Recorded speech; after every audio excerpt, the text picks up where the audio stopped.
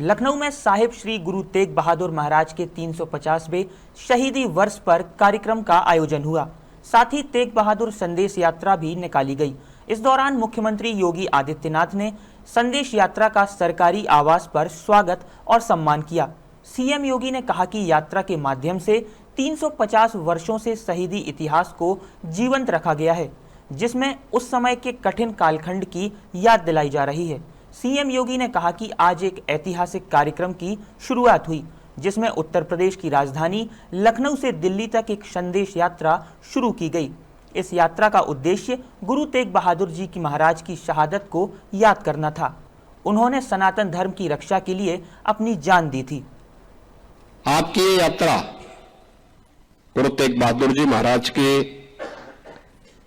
बलिदान की स्मृति को जीवंत बनाए रखने, आने वाली पीढ़ी को और वर्तमान पीढ़ी के लिए एक नई प्रेरणा है और इसीलिए बलिदान संदेश यात्रा है। पूरे देश के अंदर गुरु तेग बहादुर जी महाराज की 350वीं शहीदी दिवस कार्यक्रम के बारे में एक नया उत्साह, एक नया उमंग है। देश भर में बड़े बड़े आयोजन होने हैं। उत्तर प्रदेश में भी हमारी कमेटी इसके लिए कार्य कर रही है और 350वीं शहीदी दिवस कार्यक्रम का पहला कार्यक्रम आज उत्तर प्रदेश की राजधानी लखनऊ से दिल्ली के उस ऐतिहासिक गुरुद्वारे तक के लिए प्रस्थान करने जा रही है, जहां पर सनातन धर्म की रक्षा के लिए गुरु तेग बहादुर जी महाराज ने अपना शहादत दिया था। यानी 350 वर्षों के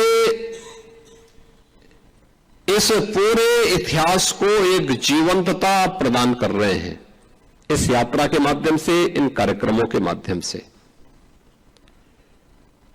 कैसा कालखंड रहा होगा जब उस समय औरंगजेब जैसा क्रूर और बर्बर शासक रहा हो और उस समय सनातन धर्म पर हो रहे हमलों को ध्यान में रख करके एक जगह नहीं, हर जगह से अत्याचार के समाचार आते थे।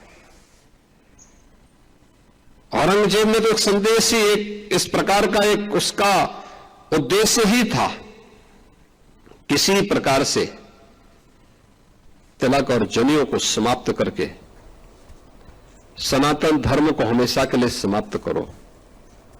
इस्लामीकरण की जिस बड़े अभियान को लेकर के आगे बढ़ा था, उसमें सबसे पहले चुनौती उसको किसी ने दी थी? गुरु तेग बहादुर जी महाराज ने दी।